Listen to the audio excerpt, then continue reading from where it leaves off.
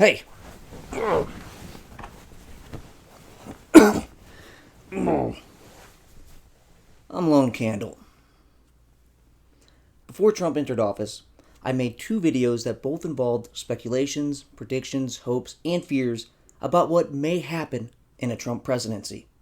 Now, I want to see how wrong and right I was. About the trade war with China. I said China was unlikely to give in any major way. Why? Because China can simply outlast a term-limited U.S. president. Because Trump's plan was to go it alone rather than to create a more powerful and worldwide coalition.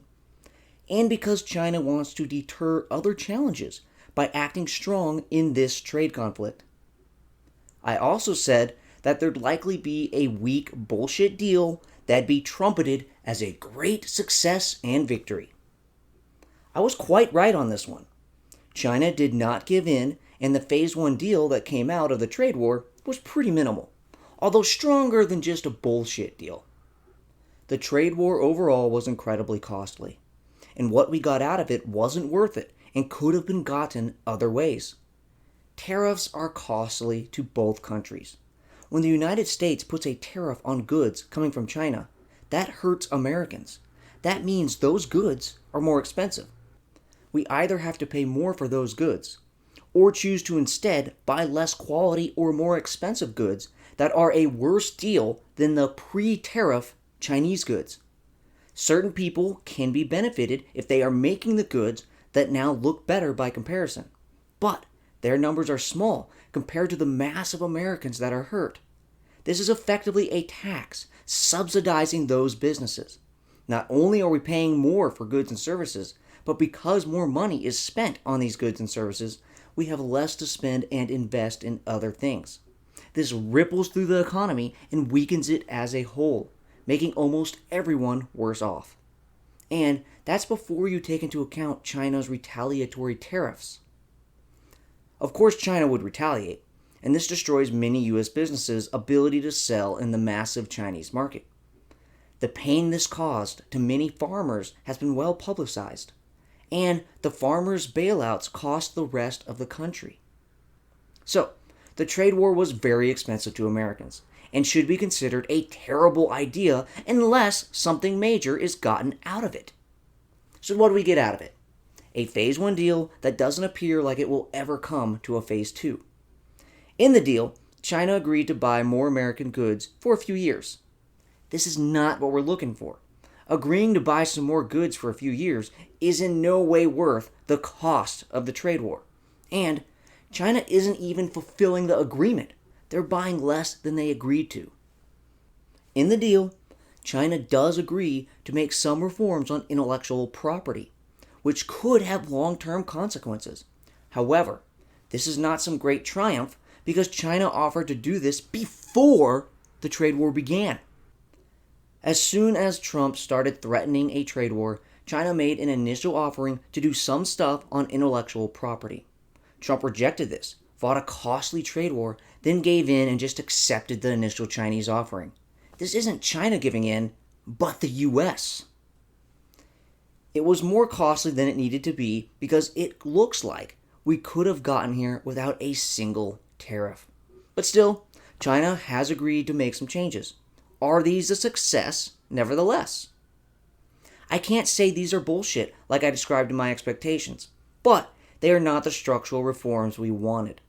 The reforms in the agreement follow trends that the Chinese were going toward anyways, are missing several important elements, may not be enforced well even if implemented on the books, and are obsolete or irrelevant in some areas. Still, the deal may have sped up some Chinese reforms and gives us an agreement to hold them to. It isn't nothing, but it isn't much. As I expected, the trade war was costly and didn't majorly affect Chinese behavior. When it came to Trump's proposed trade war with Mexico, I expected something similar. A bullshit deal trumpeted as a great victory. Trump did get a deal, and while it is more than a bullshit deal, it is small and didn't match Trump's anti-NAFTA rhetoric. Trump told the American people that NAFTA was a great evil. Then he makes a new deal that's basically NAFTA 2.0. If you thought NAFTA was so horrible, this is not the deal you'd come up with. Now, the USMCA, NAFTA 2.0, did make some changes. Some of them are good, some of them are bad, and likely this agreement is a net improvement. So, I was wrong to expect a bullshit deal, but my general expectation of a limited agreement that didn't match the anti-NAFTA rhetoric was correct. On Trump leaving the Iran deal, I said the likely outcome was an Iran nuke or war. Iran shot down a U.S. drone, encouraged the attacking of the U.S. embassy in Iraq, and shot missiles at a U.S. base in Iraq, while the U.S. killed an Iranian general. These and others are serious actions, but they don't add up to a war.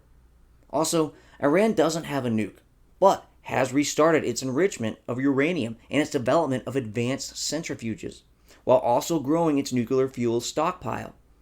This resulted in a 50% reduction in the amount of time it would need to create enough weapons-grade fuel to build a nuke. So, as a direct response to the U.S. pulling out of the Iran nuclear deal, Iran is closer to having a nuclear bomb. I was too strong in my words. There wasn't a war, and Iran doesn't have a nuke.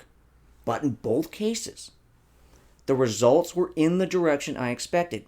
Heightened tensions produced violence between the U.S. and Iran has gotten closer to having a nuclear weapon. I said that, thanks to Trump, climate change is fucked. Well, he certainly did take actions that hurt climate change when we desperately need actions pushing us forward. But these actions weren't as damaging as they could have been thanks to some states still promoting low-carbon activities, businesses and individuals preferring low carbon, the difficulty of changing things in the monster that is the federal bureaucracy, and the world not majorly retaliating by polluting more than they already are. Also, it's hard to say when we are fucked. Climate change predictions are based on models, and they have a wide range of error. We could be confident that the world is getting warmer. We could be confident that humans are causing it. And I think we can conclude that major action is justified. But we can't confidently say that due to 4 years of Trump, we are now officially fucked. We probably are, though. As far as the national debt goes, I expected Trump to explode the national debt. And he in fact did. I optimistically hoped Congress would stop him. But the Republicans, who cried like babies who had their lollipops stolen during the Obama administration, lost their strict principled concern about the debt when a Republican was in office. Congress did limit spending to less than Trump would have liked, but still allowed the debt to explode, even pre-COVID. Specifically, the Trump tax cuts, which had some good stuff in them, did not cut nearly enough loopholes, and on net, the tax cuts will weaken the country due to the added debt. On the Affordable Care Act, I speculated that it may be gone. The Republican Congress did try to majorly change it, but John McCain gave that the thumbs down.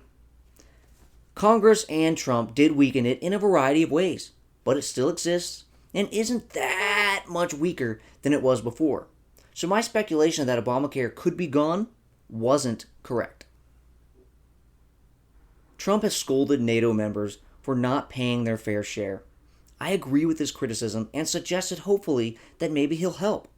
Military spending by NATO countries have gone up during the Trump years. It's hard to tell if this is because of Trump or the growing threat of Russia. But Trump may have had a positive impact here, although it's questionable whether his anti-NATO rhetoric was worth the results. Also, while the U.S. hopes to spend relatively less on NATO, we are spending a lot more on Europe in general in response to threats from Russia. And we actually have more troops in Europe now than pre-Trump. So it's not like we're shouldering a smaller burden. But my hopes that maybe Trump would help increase NATO member state spending may have come true. I suggested that with Melania Trump as First Lady of the United States, we'd have the hottest First Lady in history. While we can't compete with all them French mistresses, Melania is in fact the hottest first lady in American history. So this expectation was dead on. Before entering the presidency, Trump made a big deal about banning lobbyists and draining the swamp. I suspected that he wouldn't really do much. I was right. What he did do was limited and riddled with loopholes, and he actually weakened some Obama rules. Trump issued an executive order that, among other things, banned officials from lobbying the agency they worked in for 5 years after they left, but let them lobby other parts of government. Obama's rules said administration officials couldn't contact their former agencies for 2 years. Trump changed it to 1 year for everyone except cabinet-level appointees. Lobbyists say that's huge for them. Hiring someone for a year while you wait for the 1-year ban to run out makes sense, but 2-year-old contacts are too stale. At least dozens in the Trump administration left and went straight to lobbying. Lots of them skirted the rules by being able to claim they were not officially lobbying when in reality they were. Others easily sailed through other loopholes that Trump failed to close. Lobbying rules have always been riddled with loopholes, and Trump did little to end them. Congressional action is needed to tighten many of them, but the Trump White House didn't strongly push Congress to pass such legislation. Many legislators worked on anti-lobbyist bills, but received little help from the White House. Actual lobbyists said that with Trump's rules in place, the lobbying business boomed. Obama issued some waivers, but Trump's rules allowed him to do it without disclosure. So Trump could break his lobbying rules whenever he wanted, and the American people wouldn't even know about it. Former lobbyists have worked at high levels in the Trump administration. The acting administrator of the Environmental Protection Agency was a coal industry lobbyist. The acting Interior Department secretary was a natural resources lobbyist. Hundreds of lobbyists have worked in the Trump administration. Trump gave out more lobbyist waivers in 4 months than Obama did in 8 years, and tried to do so in secret without giving a public rationale for the ethics waivers. His chief of staff, chief strategist, and counselor all received waivers. Trump proposed 5 promises on lobbying and only delivered on 1, banning administration officials from lobbying on behalf of foreign governments and overseas political parties after they left the administration. And even there, he failed to extend the ban to congressional officials like he said he would. And the ban only applies to the agency the person worked at. They can still lobby other parts of government. Trump complained about lobbyists donating money to political campaigns on behalf of foreign governments. He said he would end the practice. He did not. And those types of foreign lobbyists raised large sums of money for his re-election campaign. Every administration fails to greatly diminish lobbying, but Trump talked a big game about draining the swamp and all that he'd do to limit the influence of lobbyists, when in reality, he increased their power and influence. That he'd fail on these promises, I suspected. I said that the biggest thing about Trump was if he doesn't do anything stupid. I talked about hoping that maybe the experts would make most of the decisions and maybe Republicans in Congress like Paul Ryan would have major influence over Trump. At times, this was true, but in other situations, it wasn't. Over time, Trump fired more and more quality experts and replaced them with people more loyal. Paul Ryan actually quit Congress. Still, outside immigration and how Trump talks about international relations, Trump wasn't too crazily different than any other Republican, and Republicans in Congress didn't give him whatever he wanted. What really blew the argument that Trump didn't do anything too stupid was COVID. Trump didn't do nearly enough early on to slow the spread of the virus, prepare testing, and track the virus. And he failed in a classic, ignorant, and biased Trump way that it's hard to see other presidents doing, Democrat or Republican. Trump's denial of the virus and lack of presidential focus on it got people killed. So I'd say my hopes that Trump wouldn't do anything too stupid were dashed against the mighty walls that were Trump's poor COVID response. I made a video that discussed the biggest problem with Donald Trump. I said he shouldn't be president because he's too risky. This riskiness came down to two factors. He's incompetent on the issues and has a lack of commitment to democratic rule of law. I said that the risk of disaster from Trump is too high and the chance of benefit too low. Fortunately, a massive Trump-caused disaster arguably didn't happen, but his lack of understanding on the issues and his lack of concern about the democratic rule of law did shine during his presidency. On policies ranging from immigration to trade to COVID to global warming, Trump simply believes false things and therefore advanced policy that was bad for a lot of people and the country as a whole. On democratic rule of law, Trump attacks and discredits the media in an inaccurate way, just like a full-on dictator would, strengthening the extent that large portions of the country dismiss out of hand true information that the mainstream media delivers is very bad for democracy and is a classic dictator strategy. In a plethora of interviews, Trump supporters say they basically only believe Trump or those who Trump approves of. For democracy to work, people need to accept true information and not just the lies of the leader. Trump was appropriately impeached for abusing his power.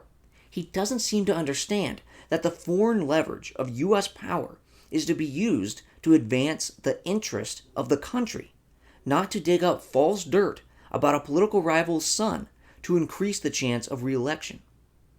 Trump ignored that Congress has the constitutional power of the purse when he misused emergency powers to get money for a border wall. The intent of emergency statutes were not to get funding for whatever priority the president thinks is important. He also doesn't understand that U.S. law enforcement does not serve and protect all interests of the President of the United States, but the interest of the people. It's important to a democracy for law enforcement to have the freedom to investigate the powerful, including elected officials. James Comey was appropriately investigating Trump and his allies, and Trump just fired him. Not for the good of the country, but to protect himself and his friends. Along those lines, Trump unfairly slighted the FBI to discredit information they found about him and his allies, released several inspector generals apparently because they reported poor performance or because they were investigating his political associates, and attacked whistleblowers who appeared to, out of good faith, be reporting what they saw as improper behavior. Furthermore, Trump wanted his Attorney General to interfere in an investigation of him, and when Attorney General Jeff Sessions refused, Trump fired him. He also tried to fire a series of people for not interfering inappropriately in an investigation of himself. But fortunately, staff members ignored his order. Trump has pardoned multiple people, not based on due justice, but because they were his political partners. This does great damage to justice, being injustices in their own right, and further deteriorating the fairness and legitimacy of the government. Now that the election is over, Trump openly declares he won when clearly he did not. This is a huge fucking deal. A president of the United States is trying to stay in office even though he lost. He's crossing the Rubicon and attempting to overthrow our democracy, at least temporarily. If a president loses an election, but then stays in power anyways, we are no longer living in a democratic country. Fortunately, it looks like his attempt will fail, but that a U.S. president would even try to steal an election is amazing. Even more so that the condemnation from his own party is quite minimal, and masses of his followers support his undemocratic actions. In my video, I mentioned his extreme supporters who can't judge what he does with objective reason. I speculated that they may support his undemocratic actions. They do. They not only were blind to his actions that got him impeached, but say that he didn't do what he clearly did. Also, they don't think he should concede the election even when he clearly lost. They think all the media are just useless liars when they are not. The way his supporters believe the false things Trump says and dismiss the true things others say is extremely dangerous for democracy. And Trump cultivates these attitudes for his own political and personal purposes. Many Trump supporters' responses to such statements will be that the election was stolen and Trump actually won. Because this is a baseless and false belief, this would be people truly thinking they are supporting democracy, when in fact they're overthrowing it. Democracy doesn't always end in the knowing support of a dictator, but in blind fools passionately believing that they are supporting a democratically elected leader when they really shout for lies and authoritarianism. One reason other elected Republicans are so timid in standing up to Trump's unethical actions is because Trump has so many voting supporters who will retaliate against these politicians if they come out against Trump. These politicians care more about holding onto their seats of power and popular support than protecting U.S. democracy. They fear the wrath of Trump's fans voting them out in a primary if they speak the clear truth. Future leaders who care more about their agenda or power than democracy will see the success Trump has had in cultivating blind leader support in opposition to the democratic rule of law, and may exploit it themselves more skillfully and with the learned knowledge from Trump's example. That the pushback from his own party and supporters is so light, that so many are blind to his attempted coup and overturning of U.S. democracy, shows how vulnerable U.S. democracy is and could facilitate the end of this democracy in the future. Trump may be a direct line from a failed attempt to overturn democracy to a successful one. I was right to say Trump was risky as a danger to the democratic rule of law. Fortunately, it looks like his violations won't overturn the republic, but they have moved us closer in that direction and revealed how feeble U.S. democracy really is. I'm Lone Candle. Like me, comment me, love me. By love, I mean smash that subscribe button and hit that bell. Ho ho! Yeah.